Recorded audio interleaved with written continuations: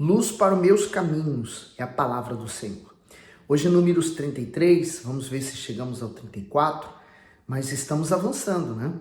E eu tenho certeza que essa palavra vai moldar você, assim como ela está me ajudando, né? Eu estou lendo para você, estou lendo para mim, ela está me ajudando, vai ajudar você também. Vamos pedir a direção? Nunca vamos começar a ler a palavra de Deus sem pedir a direção, a orientação dele, né? Senhor Deus e Pai, obrigado pelo direito, né? pelo privilégio que nós temos de meditar na Tua palavra e poder ouvi-lo, né? Nos enchendo dos Teus pensamentos. Eu entrego a Ti essa meditação de hoje, peço que o Senhor nos conduza, nos dirija, para que possamos entender a Tua vontade para a nossa vida. Em nome de Jesus. Amém. Versículo: Estas são as jornadas dos filhos de Israel que saíram da terra do Egito, segundo os seus exércitos, sob a direção de Moisés e Arão. E escreveu Moisés as suas saídas, segundo as suas jornadas, conforme ao mandado do Senhor. E estas são as suas jornadas, segundo as suas saídas. O comentário do 2 diz: Por ordem do Senhor, Moisés registrou todos os lugares que o povo passou durante a travessia no deserto. São registros de extrema importância e que não devem ser ignorados, pois não há nada escrito na palavra de Deus que não tenha algum propósito espiritual. Com essas informações, contemplamos o cuidado que o Senhor dispensou a Israel ao longo da jornada rumo a Canaã. Ele nunca abandonou o seu povo, embora não faltassem motivos para isso. Que estejamos certos de que Deus é fiel e cumpre com zelo tudo o que promete. É verdade, né? A gente lê aqui a palavra, a gente vai vendo os erros que eles cometeram, né? E sabe o que é importante? A gente está olhando a Bíblia, né? Analisando as histórias, vendo os erros, os acertos. É que quando nós meditamos no passado, nós estamos então nos prevenindo no futuro para não errarmos como eles erraram. A gente só vai errar se quisermos, porque não temos mais motivo para isso. No 3, partiram, pois, de Ramsés no primeiro mês, no dia 15 do primeiro mês. No dia seguinte da Páscoa, saíram os filhos de Israel por alta mão aos olhos de todos os egípcios. Quer dizer, ele até define, né? Como é que foi a forma como saíram de lá. Não saíram pelo braço forte deles ou achando que eles seriam fortes o suficientes para se libertarem, mas por alta mão, pela mão do Altíssimo. No 4, enquanto os egípcios enterravam os que o Senhor tinha ferido entre eles, a todo o primogênito, e havendo o Senhor executado juízos também contra os seus deuses. O comentário diz assim: por alta mão significa que os hebreus foram libertos do jugo do faraó pela poderosa mão do Senhor.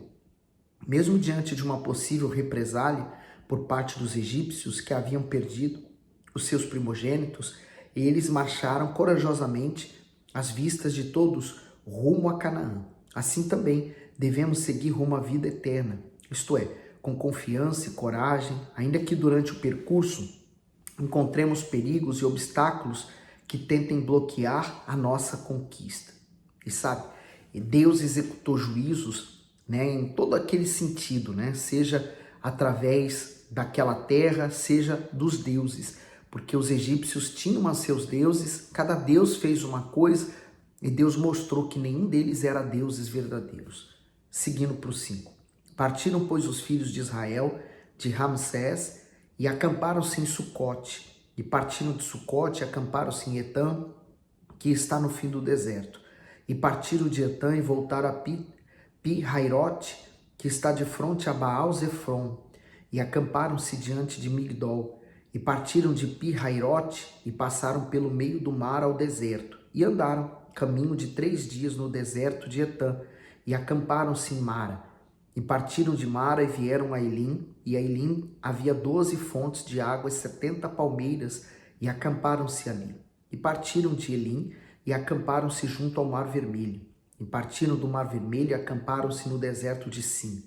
E partiram do deserto de Sim e acamparam-se em Dófica.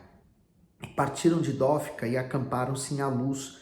E partiram de Alus e acamparam-se em Refidim. Porém, não havia ali água para que o povo bebesse. Partiram, pois, de Refidim e acamparam-se no deserto do Sinai. E partiram do deserto do Sinai e acamparam-se em Quibrote-Taavá. E partiram de Quibrote-Taavá e acamparam-se em Azerote. E partiram de Azerote e acamparam-se em Ritma.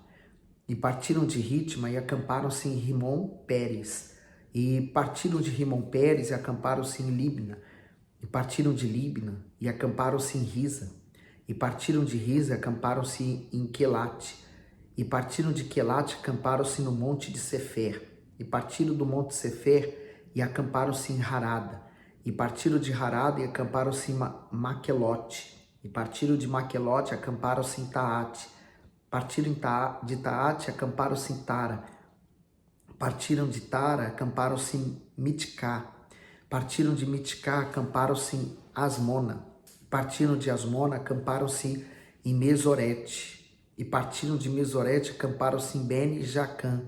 E partiram de Bene-Jacã, acamparam-se em Or-Hagidgad. A palavra é difícil. Partiram de Or-Hagidgad, acamparam-se em Jotbatá. Partiram de Jotbatá, acamparam-se em Abrona. Partiram de Abrona, acamparam-se em Ezion-Geber. Partiram de Ezion-Geber e acamparam-se no deserto de Sim, que é Cádiz. E partiram de Cádiz e acamparam-se no monte Or, no fim da terra de Edom. Então Arão, o sacerdote, subiu ao monte Or, conforme o mandado do Senhor, e morreu ali no 5º mês do ano 40º da saída dos filhos de Israel da terra do Egito, no 1º dia do mês. E Arão, da idade de 123 anos, quando morreu no monte Or, e ouviu o cananeu, rei de Harad, que habitava ao sul na terra de Canaã, que chegavam os filhos de Israel. E partiram do monte Or e acamparam-se em Salmona. E partiram de Salmona, acamparam-se em Punom. E partiram de Punom e acamparam-se em Obode. E partiram de Obote e acamparam-se em Ege-Abarim, no termo de Moabe. E partiram de Ige-Abarim, acamparam-se em Dibon-Gad. E partiram de Bom-Gad e acamparam-se em Almon-Diblataim. E partiram de Almon-Diblataim, acamparam-se nos montes de Abarim, de fronte de Nebo. E partiram dos montes de Abarim e acamparam-se nas campinas de Moabe, junto ao Jordão, na direção de Jericó. E acamparam-se junto ao Jordão, desde Bets-Semimote até Abel-Setim, nas campinas de Moabe. E falou o Senhor a Moisés nas campinas de Moabe, junto ao Jordão, na direção de Jericó, dizendo: fala aos filhos de Israel e dize-lhes: quando houverdes passado o Jordão para a terra de Canaã, lançareis fora todos os moradores da terra de diante de vós, e destruireis todas as suas pinturas, também destruireis todas as suas imagens de fundição, e desfareis todos os seus altos. Quer dizer, eles estariam tomando posse daquela terra, né, que era deles, porque Abraão, Isaac, Jacó haviam comprado, mas ali estavam os inimigos que invadiram aquelas terras e colocaram seus deuses.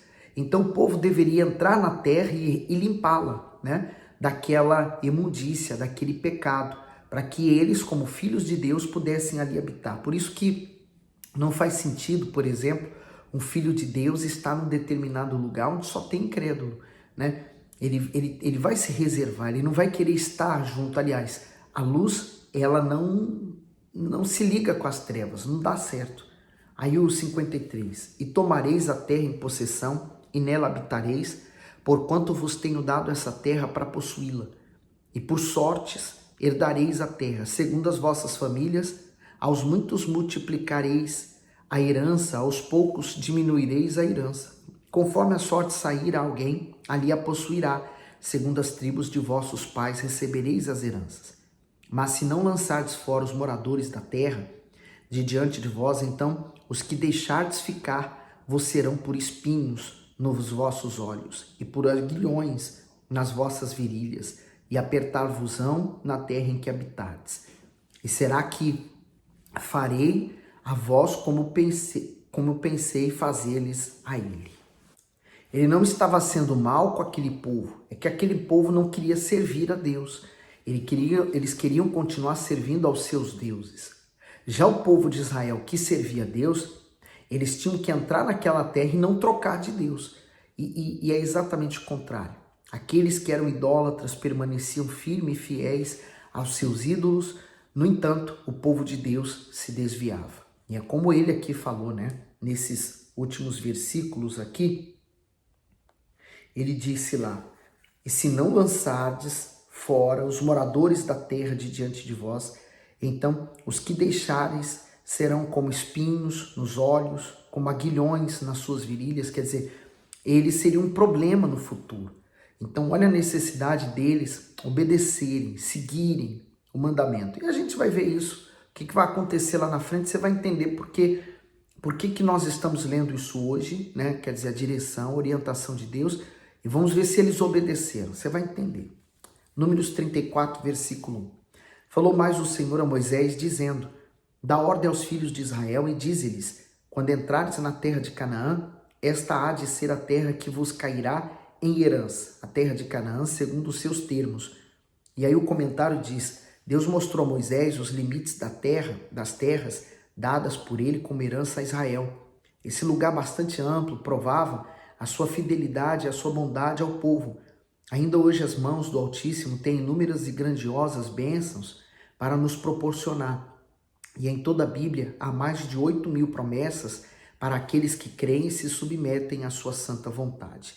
Então, para que a palavra de Deus possa entrar na minha vida e dar frutos, eu preciso estar aberto a ela, né? Eu preciso crer nela, porque não adianta eu saber da palavra de Deus se eu não permitir que ela entre em mim, que eu creia, ela se torne uma verdade para mim. Então, assim era com aquele povo. 3. Ao lado do sul, vós será desde o deserto de Sim até os termos de Edom, e o termo do sul vos será desde a extremidade do Mar Salgado para o lado do oriente. E este limite vos irá rodeando do sul para a subida de Acrabim, e passará de Zim. E as suas saídas serão do sul a Cades Barneia, e sairá de Hazar Adar, e passará por Asmon. Rodeará mais 7 limites de Asmon até o rio do Egito, e as suas saídas serão para o lado do mar. Quanto ao limite do ocidente, o mar grande vos será por limite, este vos será o limite do ocidente. Este vos será o termo do norte, desde o mar grande marcareis até o monte Or. Desde o monte Or marcareis até a entrada de Ramate, e as saídas desse termo serão até Zedade. E este limite seguirá até Zifron, e as suas saídas serão em Azar-Enã. Este vos será o termo do norte. E por limite, do lado do oriente, marcareis de Hazar-Enã até Sefã. E este limite descerá desde Zafã até Ribla, para o lado do oriente de Aim. Depois descerá esse termo, irá ao longo da borda do mar de Quinerate para o lado do oriente. Descerá também este limite ao longo do Jordão, e as suas saídas serão no Mar Salgado. Esta vos serão a terra segundo os seus limites ao redor.